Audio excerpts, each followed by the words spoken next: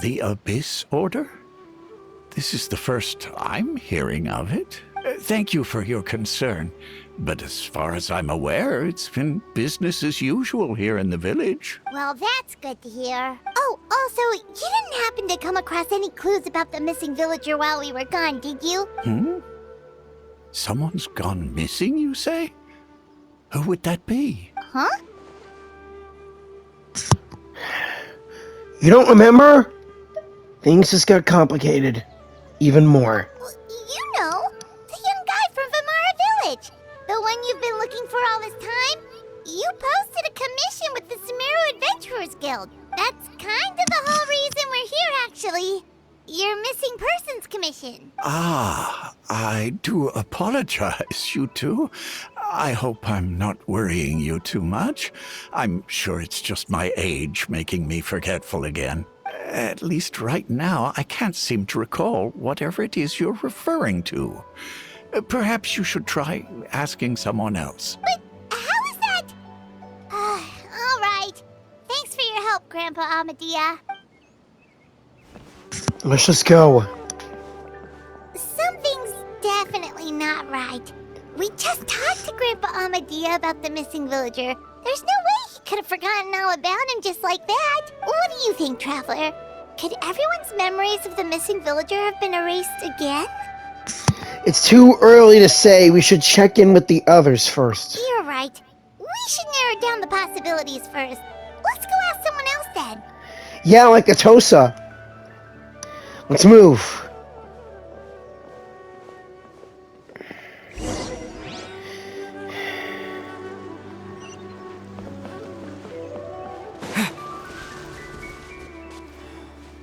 Researching human physiology is so much more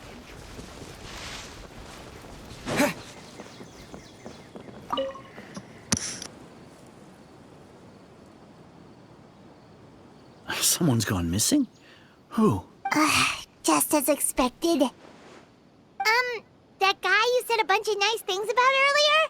The one you always used to chat with. He's around 20 years old, and you said he was a kind, warm-hearted person?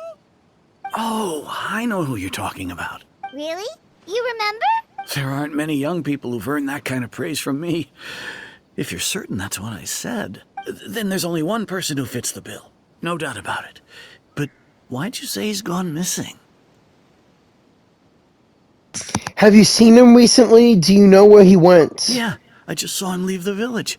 There was someone else with him, too. They couldn't have gone far. Thanks. We better go and get them. Let's move. Strange. Bayram seems to remember him. And apparently he just saw him? Do you think maybe it's not that there's something wrong with people's memories, but that we've somehow returned to a time before he went missing? I think so. I doubt returning to the past would be that simple and all that. Given everything Dane mentioned about disturbances with the ley lines, I'd say it's far more likely this is related to memories in some way. I need to think carefully about what really is going on. Just like what happened. It's like what happened with Greater Lord Rukadevada. No one remembers him because there's been a change in people's memories. If we really did travel back to a time before he disappeared, that could explain why the villagers said he hadn't gone missing. If this person only exists in people's memories, maybe we're in someone's memories right now. If this person only... Right! Paimon totally forgot about the ley line disturbances. We're in someone else's memory. Correct. Just like how you entered your sibling's memory last time. Yeah. That would also explain why we seem to be at a time before he went missing. It's a memory after all. If we really are in someone's memory, this can be our chance to find them. Right. If he's someone who only exists in people's memories, then we're finally on the same turf. But didn't Bayron just say that he saw him leave the village with someone? Where should we go look for him? Who knows how long this ley line disturbance is gonna last? We might not have that much time, and we don't even know whose memory this is. Let's go through what we know so far. Good idea. That'll help us narrow things down. we pretty much figured out that the missing villager has the ability to... implant memories into the minds of others. Right! That! Could we try to figure out more about him using what we know of his ability? Like, does it maybe leave a trace that would somehow give him away? Implanting memories into the minds of others must be an imperfect process, though. There's no way the new memories could perfectly blend in with the old ones. There has to be some kind of tell. All the memories seem to be set in or near Vimara Village, but I'm still not sure if they're restricted to this location. If time was allowed to pass within the false memories, there's a higher chance they might conflict with someone's original recollection. That would make it much harder to avoid suspicion. There's a difference between memories that arise from lived experiences and those that are implanted into the mind. Perhaps it has something to do with time. Maybe not.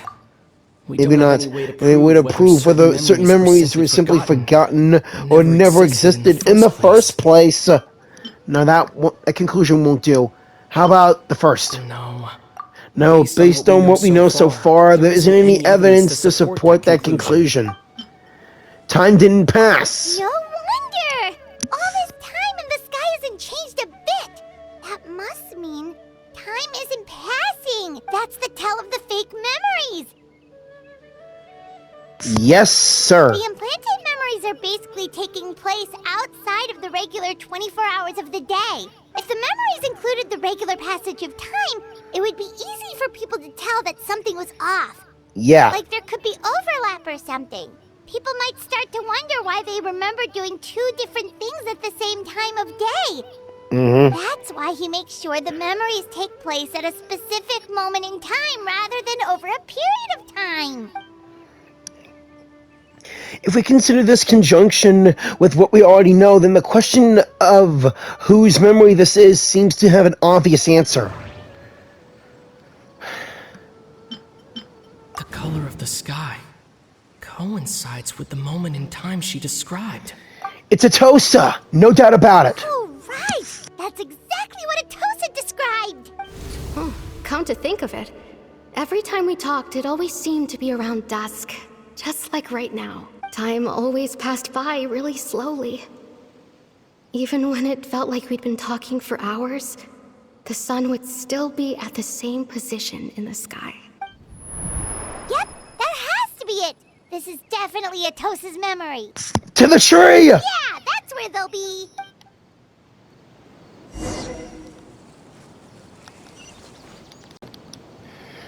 No way! It's that guy from Lumine's memory! He's Conry and no doubt about it.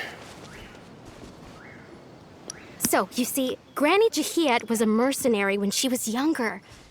She just talks like that out of habit. She's not trying to scare the children on purpose. Oh, there I go again. Always talking about my own things. Do you maybe have anything you want to share? It's okay if you don't. You could also just talk about what you think of me? Oh, I think you're an incredibly strong and thoughtful young woman. You'll meet many amazing people and live a very happy life. You won't miss someone like me. Huh? Are those your friends over there?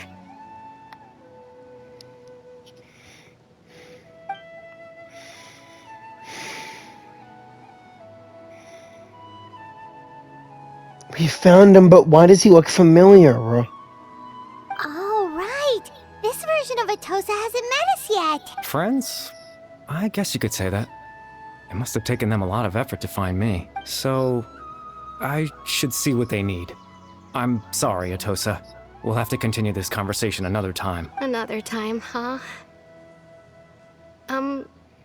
Yeah, okay. I'll head back to the village then. Talk to you some other time. Don't tell me that she was falling for the guy, was she? Hey, Conria boy! Can we talk? It's nice to see you, Traveler. I believe this is the first time we've met. How do you know my name? You're... Are you... Factoring the memories, the Abyss Order, Luma Fate, and everything else, I need to think of the one person that can connect all of this together. Koi Bear! Born into abject sorrow, he shall now become the loom of fate. You're Koi Bear! You're Koi Bear Alberic! Oh. You know me? That's quite the surprise. I don't believe I've met you before. Oh, I see. It was the memory, wasn't it? Your sibling's memory. You saw... the me from back then. You were a hilly troll, and your dad tried endlessly to turn you back. This is Atosa's memory. I came here to say goodbye to her, but... I suppose I'll just leave her a message instead. Come, let's find somewhere else to talk. Yeah, let's. Whoa, what the... What the... This is Conrian script, I think.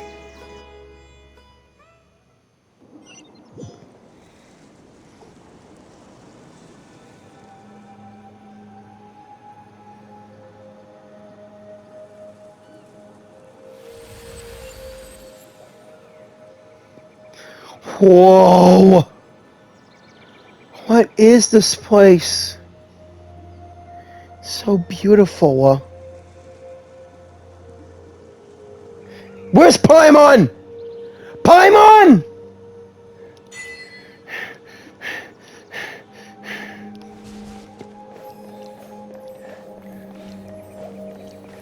Hi, Kai Bear.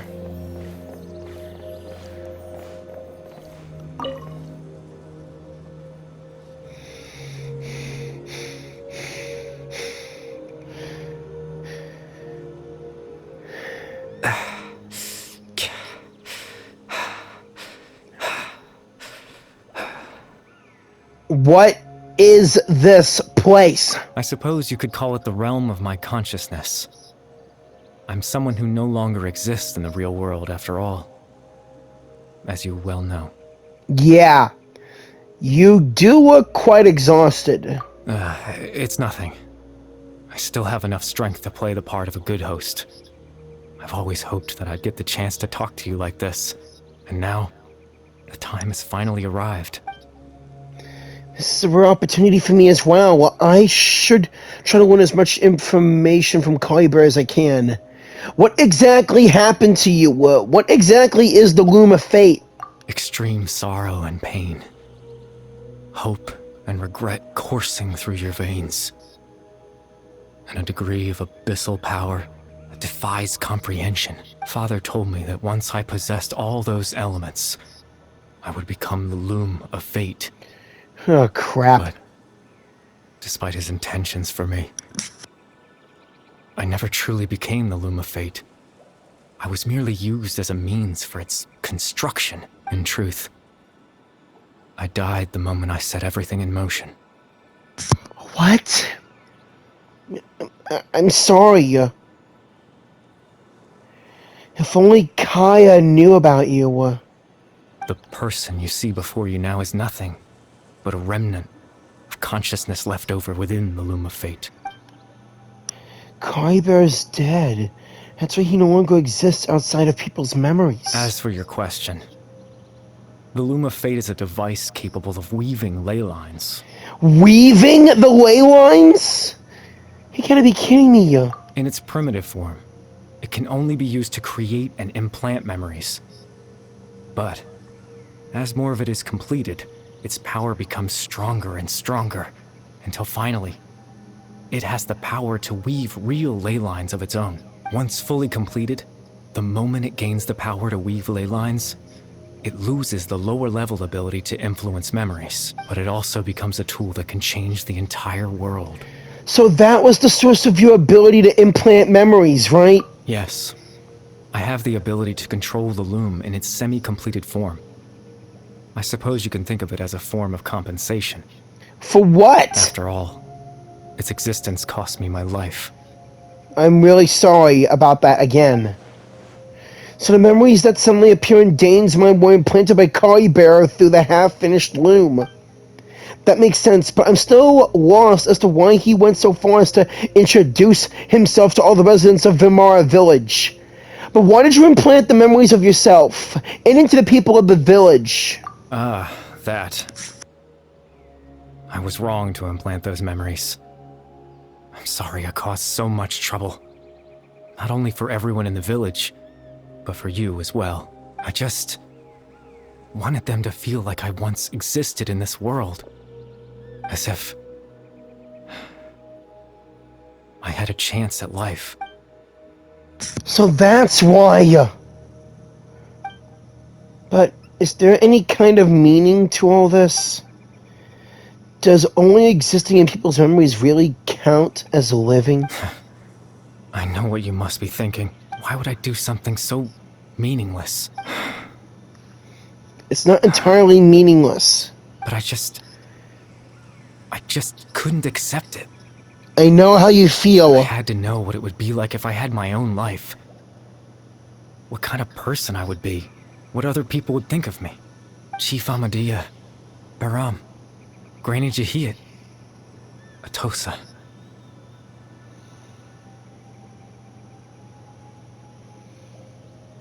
What would it be like if I could live alongside them? No cataclysm, no curse. Just a quiet life in a peaceful village. That would be really great. And then maybe one day you can try and make your mark on the world. Still, what matters is that you do what you do. I was curious, so I selfishly tried to have my own life. It wasn't being selfish. Even if that meant piecing together the version of myself that could have been. One memory at a time. I know it sounds stupid. After all, my life ended a long time ago. Any chance at living was stripped away from me when I was 8 years old. My consciousness left to mature in an illusory world of nothingness. Even the form you see before you was nothing but an invention based on my father's appearance. An imagined version of what I would look like if I had the chance to grow up. In the end, this all stems from the tragedy that occurred in Conria all the way back. You know, everyone is looking for you. I know. But there's nothing I can do to make them find me. I know. If I could exist in the real world, I would return without a second thought and surprise them with the suddenness of it all. But, well, that's not possible for me. As I understand it, even though you only appeared in their memories, your existence was a great comfort to them. Koi Bear, they all believe you once lived among them. I know. Koi Bear. Well, now that I found you, let me continue this conversation some other time. Dainsliff might still need my help. Captain Dainsliff? Twilight's sword, you mean? No need to meet up with him. Things should already be settled on his end. Settled? Exactly. As someone who could only exist in people's memories, the fact that I'm able to talk to you in my consciousness like this can only mean one thing. What? The Loom of Fate has already been completed. What? What? The Loom of Fate's already done! That means that I, the first field killer, had gone into the abyss? Dane! No need to worry about Captain Dainsliff. He's absolutely fine. The only reason he lost the eye was because I happened to guess exactly what he was planning. What? Captain Dainsliff has had the eye inside his body this whole time, hasn't he? Wait, he kept the eye inside his body? How? His plan was to lure the Abyss Order to a false location, capitalizing on their pursuit of the eye in order to have the chance to confront the princess. He would then hand the eye to you and tell you to take it away from that location. That way, Captain Dainsleif could accomplish his own goal and ensure the safety of the Eye all at once. A very thorough plan. But Dane never gave me the eye! It was all because of you! That's right. Because in his mind, he had given it to you already.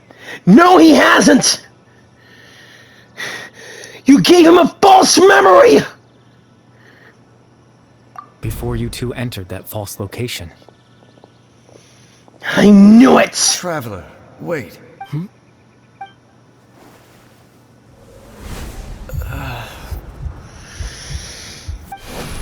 We've no time to lose. Let's head inside. Cry bear! That was when I implanted the memory of him handing you the eye. You bastard! Given the tense situation at that time, Captain Dainsleif failed to notice anything out of the ordinary, and took that memory to be real. I'm sorry, Traveler, but I needed the Loom of Fate to be completed. And to do that, we had to retrieve the eye. So Dane had the eye the whole time until the Abyss Order took it away. Now that the Loom of Fate is complete, what are you planning to do with it? I promise I'm not trying to conceal anything from you, but I truly have no idea what the princess is planning. Tevat's ley line system is deeply entrenched in the planet. Creating new ley lines can neither replace nor extend the ones that already exist in the face of everything they could be planning. I fear I'm too insignificant to even get a glimpse of the bigger picture. In any case, I had my own use for the Loom of Fate, and my goal, at least, has been achieved. Your goal? You remember my father, don't you? Clotar Alberic. Yeah, I believe you saw him in your sibling's memory. I remember him. He was also Kaya's dad. After he used the power of the Abyss to restore consciousness to my hilichurl form, I suffered from an indescribable level of mental anguish. To comfort me, my father told me a story, that this was a fairy tale world where I had to take on the form of a little monster.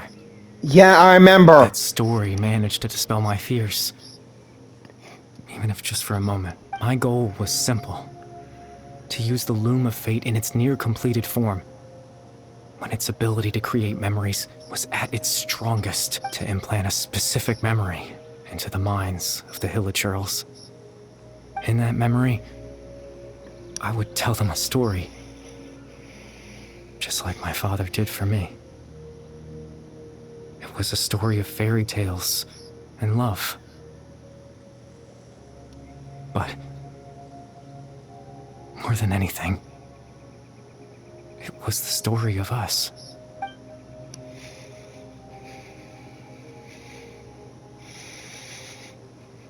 So the thing that caused the hilichurls to calm down was your story, Curry Bear? So that was your goal, the only thing that you wanted. A device as powerful as the Loom of Fate at his disposal, all he wanted to do with it was to offer the hilichurls a moment of peace and comfort. Because after all, monsters like the hilichurls are actually beings of Conria. I can't change the world. Not when I lost the very right to exist within it. Implanting those memories, that was the most worthwhile thing I could offer. I think it was very meaningful. All that's left of my existence is a wisp of residual consciousness tied to the Loom of Fate. In truth, that trace of my consciousness should have dissipated long ago. My goal was the one thing that allowed me to hold on all this time. But now, the bedtime story is finished. And it's finally time to rest. You said the name of the quest. And no! Curry Bear, it can't! It can't be a time of rest. You still have some time in this world. Come on!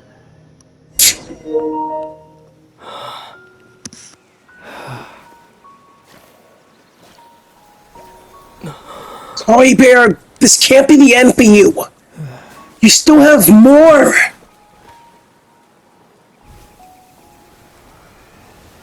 You can't end your life all through the abyss. You just can't.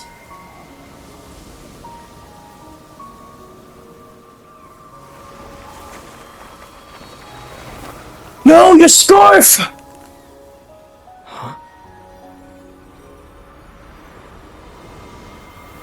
He's gone. Right there.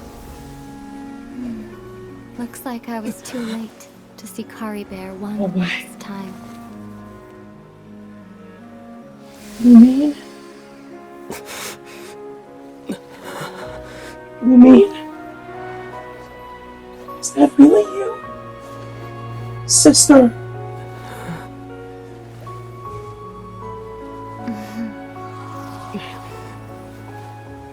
Kari Bear's consciousness is gone, and this space will soon disappear along with it.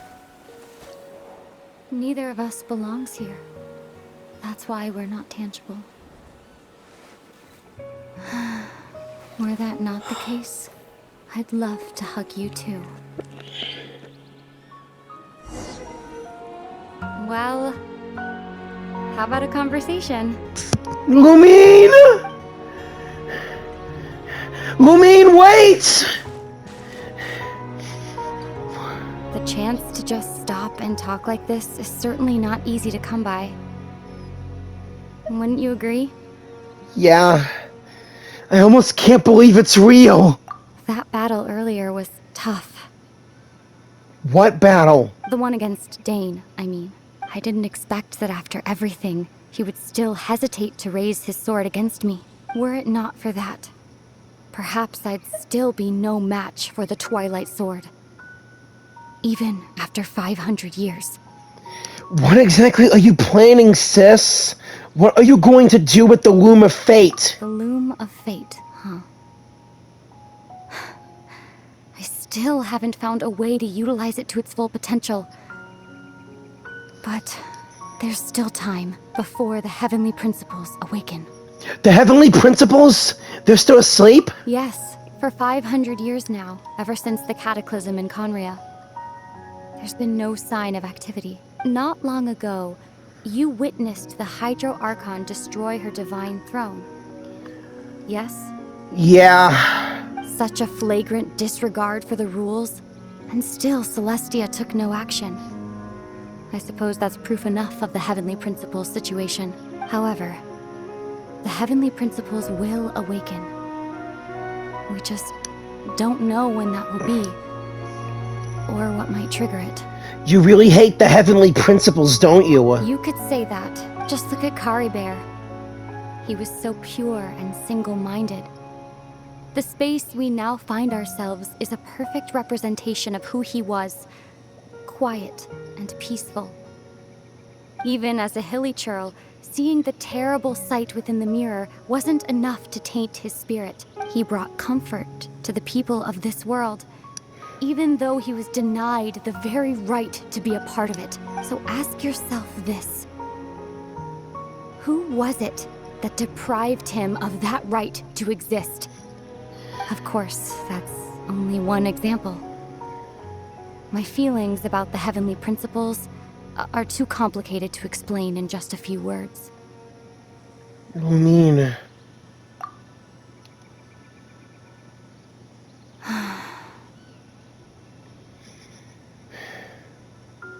Ether?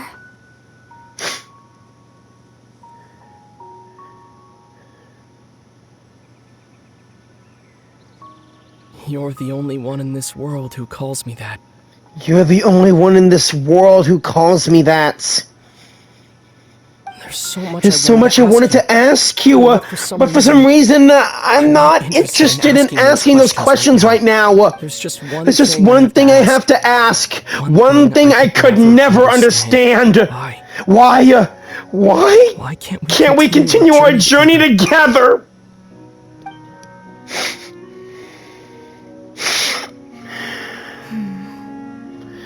Lumine. At the end of my journey, I arrived at a place known as the Sea of Flowers at the end. The Sea of Flowers at the end? Are they the Intervats? Do you remember? A long time ago, when we traveled between worlds together, you told me you wanted to find a place in the universe where that one flower was in full bloom. To have a place like that suddenly appear before me. Yes. Well, would you think of that as a coincidence? You mean... You mean? I miss you too, Ether. I miss you, Lumine. But as this war continues to rage, and as I continue to seek that final answer, I don't even know how to face myself sometimes, let alone my own brother. Lumine.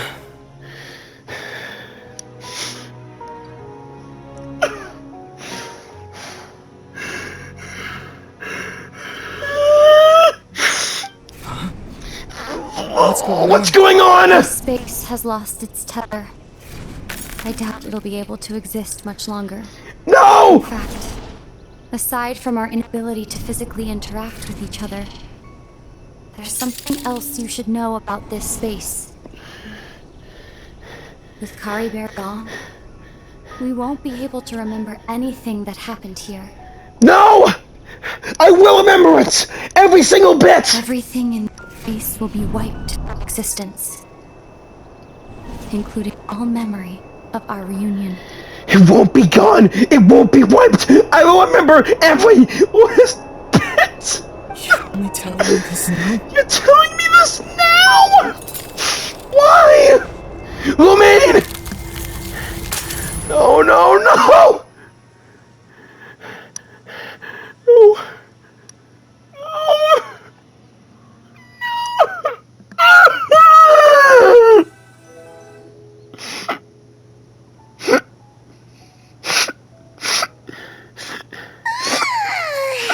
Still so sleepy.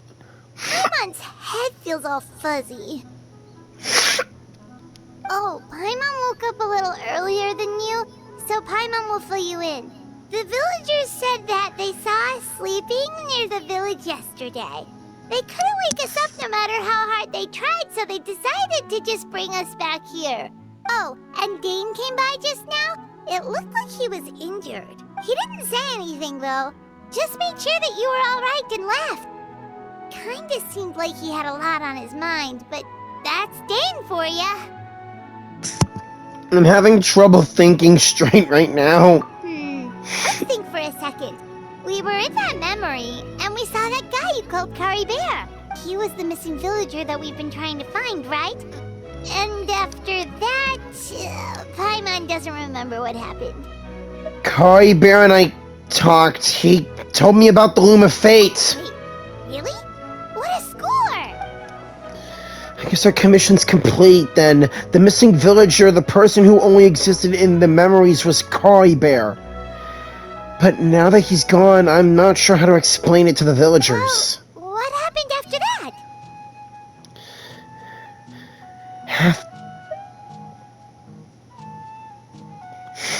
Paimon! I saw my sister! I saw Lumine!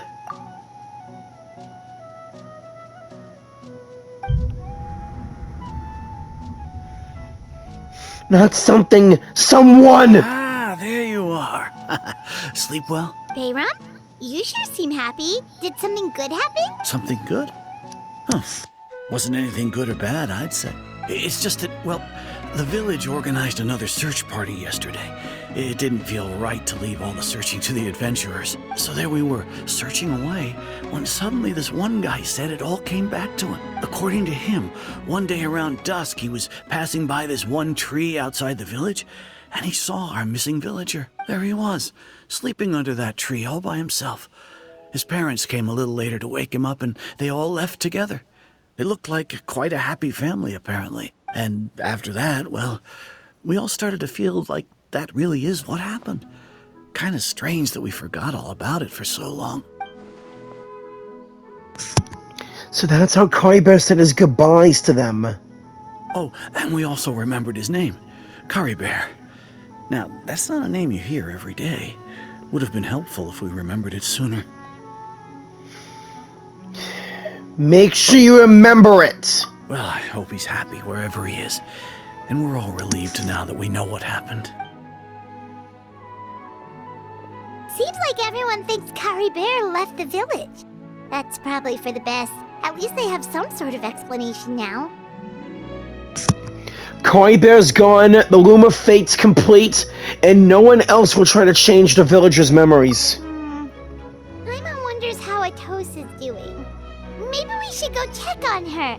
If she hasn't remembered like everyone else, we can tell her what happened. Paimon didn't see her in the village just now, so she's probably at the tree. Come on, let's go talk to her. I might need some time. I'm overwhelmed by emotion. Here we are. Let's end this. For Lumine and Kari Bear.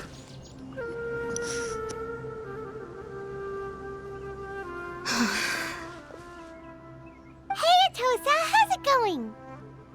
Oh, it's you two. I was just about to go looking for you. I wanted to thank you. I was part of the search party, so I remember what happened to Kari Bear now. Honestly, I just can't believe I forgot something so important. I'm sure he wouldn't want you to forget him. It's funny, but I have this feeling he told me the same thing. I just can't seem to remember when. I guess it doesn't really matter anyway. Life is made up of a series of memories. As long as I hold on to our time together, he'll always be a part of my life. I'm just happy I got to meet him. So, who cares what happens in the future, right? You okay?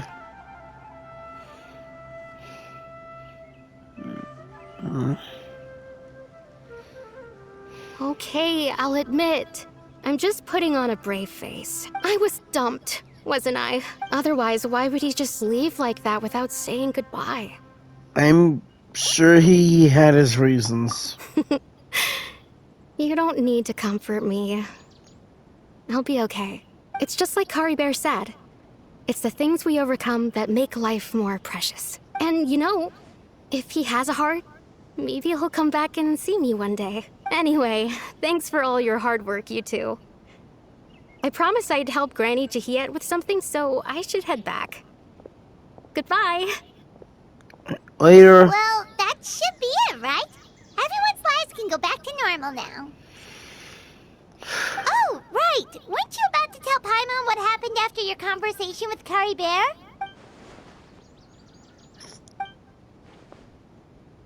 Something in my pocket? A picture? Where'd that come from? Let Paimon see. Wait, what picture?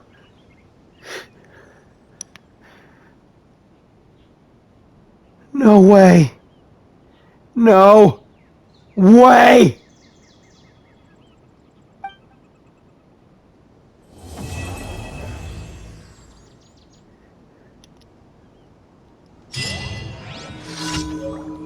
No way, no way, no way, no way, no way, no way, no way, no way!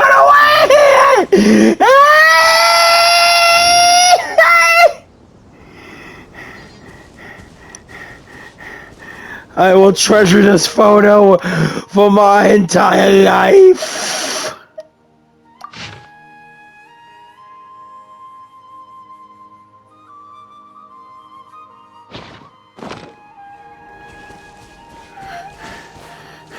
Seriously, this showed up right now. I guess that's how it ends for this.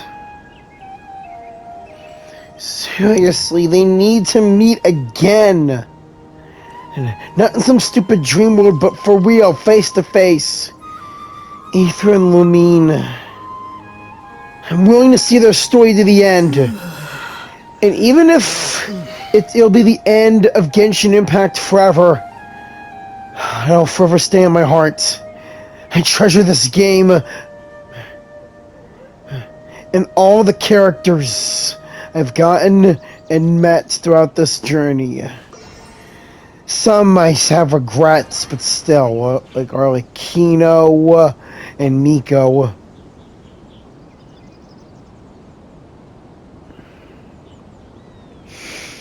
Well, anyways, please like, comment, share, and subscribe. and have a righteous day or night. I really need to process all this. Man, it feels like I'm more tuned to the video game world than the real world.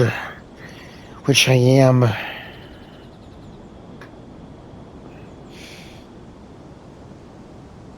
Peace out.